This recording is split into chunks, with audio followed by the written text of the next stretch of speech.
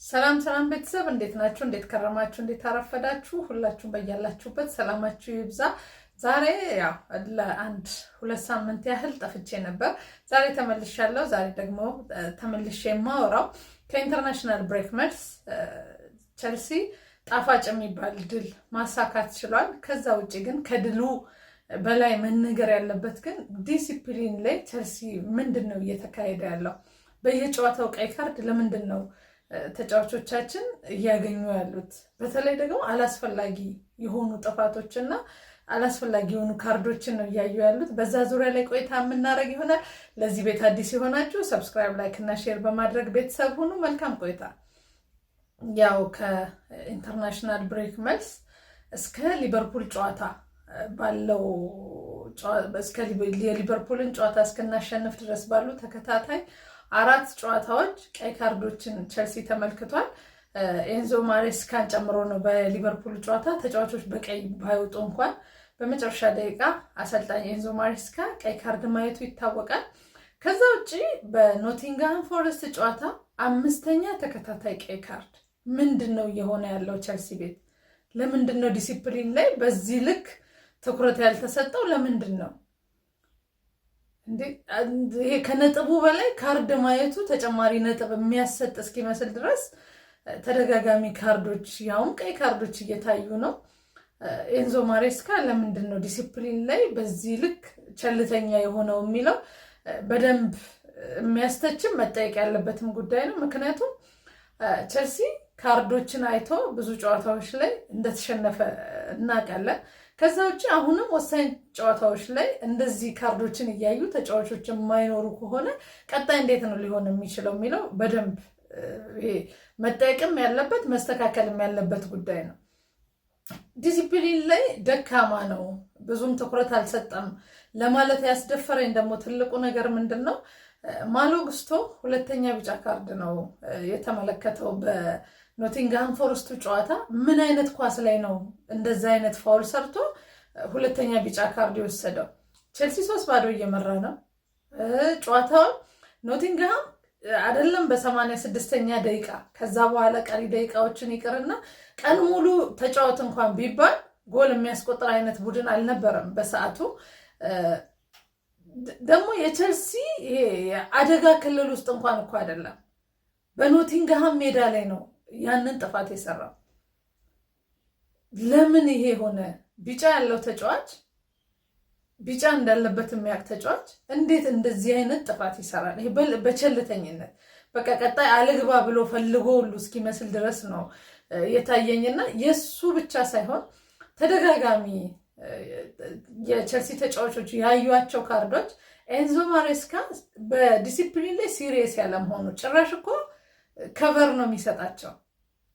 የጆ ፔድሮን በቻምፒየንስ ሊጉ በ2 ቢጫ በቀይ ሲወጣ አይ እሱ እኮ መቶ አይደለም እግር አነሳሱ ነው እንጂ ምንም አይነት ንክኬ የለውም፣ ስለዚህ የዳኛው ስህተት ነው ብሎ ነው ኤንዞ ማሬስካ ያለፈው። ግን ከዚህ በፊት እኮ እንደዚህ አይነት ጥፋቶች ዲሲፕሊን ላይ ቸልሲ ቤት የሚመጡ አሰልጣኞች በጣም ሲሪየስ ናቸው። ጆዜ ሞሪኒዮ ለተጫዋቾቻቸው የሚሞቱ ክለቡን በመከላከል የማይታሙ አሰልጣኝ ናቸው። ግን ዲሲፕሊን ላይ በጣም ሲሪየስ ነበሩ። አንቶኒዮ ኮንቴ፣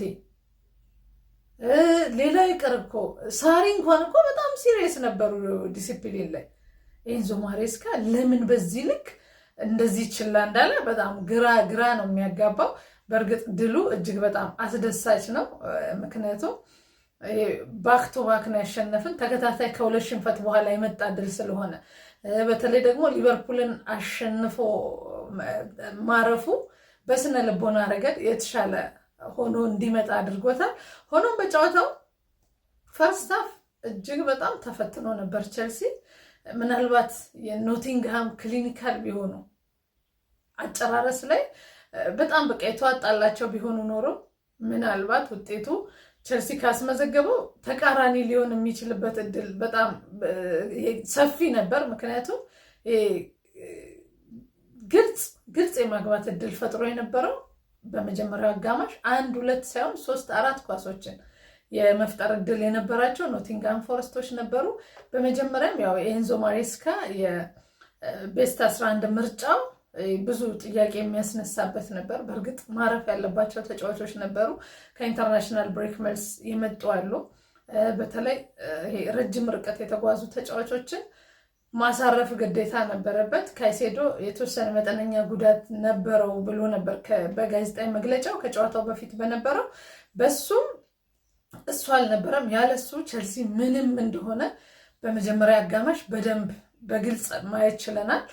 ከዛ በኋላ እሱ ተቀይሮ ከገባ በኋላ ቡድኑ ራሱ ቅርጽ ኖረው ኳስ መያዝ ጀመረ፣ የተሻለ መንቀሳቀስ ጀመረ እና ሰከንድ አፍ ቸልሲ የተሻለ ሆነው ጨዋታውን ማሸነፍ ቻለ። 3 ጎሎችን ማስቆጠር ቻለ። ቅያሬዎቹ ጥሩ ነበሩ። ግን ሆኖም የመጀመሪያ አሰላለፍ በተለይ ጉስቶን 6 ቁጥር አድርጎ መግባት አላቅም ምን አስበው እንደሆነ ምንም ነው የማይገባኝ። ከዚህ በፊት 6 ቁጥር ላይ ጀምስን ሲጠቀም አይተን እናውቃለን። በሊቨርፑል ጨዋታ ጉስቶ 10 ቁጥር ሚና ነበር የተሰጠው። በኖቲንግሃሙ ደግሞ ወደኋላ መልሶት የ6 ቁጥር ሚናን የሰጠው ከላቪያ ጋር ነበር ያጣመረው። ያ ስኬታማ መሆን አልቻለም። በጣም ተቸግሮ ነበር። ጉስቶም ተቸግሮ ነበር። ቼልሲም እጅግ በጣም ተቸግሮ ነበር። ምናልባት ቀይ ካርዱ ራሱ ይሄ ሆም ድካም ያመጣው ከድካም የተነሳ ፈርስትሬት አድርጎ ያየው ካርድ ነው የሚሆነው። ለዚህ ደግሞ ኤንዞ ማሬስካ ተጫዋቾችን የሚጠቀምበት መንገድ ብዙም ለእኔ የሚመቸኝ አይደለም። በእርግጥ ብዙ ጊዜ ተናግሬዋለሁ። እብደት የተሞላበት አንዳንዴ በቃ ለምን ይሄንን አደረገ ብለን ግራ እስክንጋባ ድረስ የሚያስገርሙ የተጫዋቾች ቦታ ቅያሬዎችን እናያለን። በቅዳሜው ጨዋታ በመጀመሪያ አጋማሽ የሰራቸውን ስህተቶች መልሶ አርሞ በሁለተኛ አጋማሽ እነ ካይሴዶ እነ ጉዬ ተቀይረው ገብተው ምን አይነት ተጽዕኖ መፍጠር እንደቻሉ በግልጽ አይተናል። ከዛ በኋላ ነው ቸልሲ ወደ አሸናፊነቱ መምጣት የቻለው። ስለዚህ አሁን ዲሲፕሊን ላይ በነገራችን ላይ ቀይ ካርዱ ብቻ አይደለም የቸልሲ የዲሲፕሊን ችግር፣ ቀይ ካርዱ ብቻ አይደለም ቢጫ የቸልሲ ተጫዋቾች ቢጫ የሚያዩባቸው ፋውሎች በአጠቃላይ እኮ ይሄ አላስፈላጊ ታይም ዌስት ሆን ብለው ኳስ መጠለስ ቢጫ እንደሚያሳይ እኮ ግልጽ ነው። ሰዓት በማባከን ያሉ፣ በመነጫነጫ ያሉ፣ ከዳኛ ጋር በሚገቡት ሰጣ ገባ በጣም ቢጫ የሚያዩባቸው ሞመንታሞች በጣም የሚያናድዱ ናቸው። ክለቡን በሚጠቅም መንገድ ወይም አደገኛ ኳስ አቋርጠው የቼልሲ ላይ ጎል ሊቆጠር ምናምን እድሎች ሰፊ የሆኑበትን ኳሶች ምናምን በእንትን በማለት በማጨናገፍ በጭራሽ አይደለም። በጣም ባላስፈላጊ ባህሪ ነው ቢጫ ካርዶቹ ራሱ የሚታዩት። ኤንዞ ማሬስካ ከመጣ በቀይ ካርድም በቢጫ ካርድም ቀዳሚው ክለብ ሆኗል ቸልሲ። ስለዚህ ዲሲፕሊን ላይ ተረጋግቶ እሱም ራሱም ተረጋግቶ ተጫዋቾቹ ብቻ ሳይሆን አሰልጣኙም ተረጋግቶ መስራት ካልቻለ ለቸልሲ እጅግ በጣም ፈታኝ አሁን በተከታታይ ጨዋታዎች ካርድ እያየ ነው ክለቡ። በፕሪሚየር ሊጉ 3ኛ ወይም 4ኛ ቀይ ካርድ ነው በ8 ጨዋታ አስዩ። በ8 ጨዋታ ይሄንን ያህል ቀይ ካርድ ካየ ገና 30 ሳምንት አለ። በዛ 30 ሳምንት ምንድነው ቼልሲ ሊሆን የሚችለው? ስለዚህ አንዳንዴ ይሄ ማሸነፍ ዋንጫ መሰብሰብ ብቻ ሳይሆን በዲሲፕሊንም ክለብ ደረጃው ይለካልና ቸልሲ ደግሞ ትልቅ ክለብ ነው። ስለዚህ እንደዚህ አይነት ጥፋቶችን መታገስና ዝም ብሎ ማለፍ በራሱ ኤንዞ ማሬስካን የሚያስተች ስለሆነ ዲሲፕሊኑ ላይ በጣም ብዙ ነገር መታየት አለበት። ምን ታስባላችሁ እናንተ? ሀሳብ አስተያየታችሁን ኮመንት ሴክሽን ላይ አካፍሉን። ከዛ ውጪ ላይክ፣ ሼር፣ ሪፖስት በማድረግ ለሌላው እንዲደርስ አድርጉ። ለፔጁ አዲስ የሆናችሁ ሰብስክራይብ በማድረግ ቤተሰብ ሁኑ።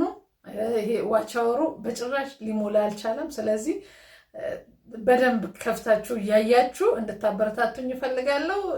ምርጥ ሳምንት ነው። በቻምፒየንስ ሊጉ እንመለሳለን።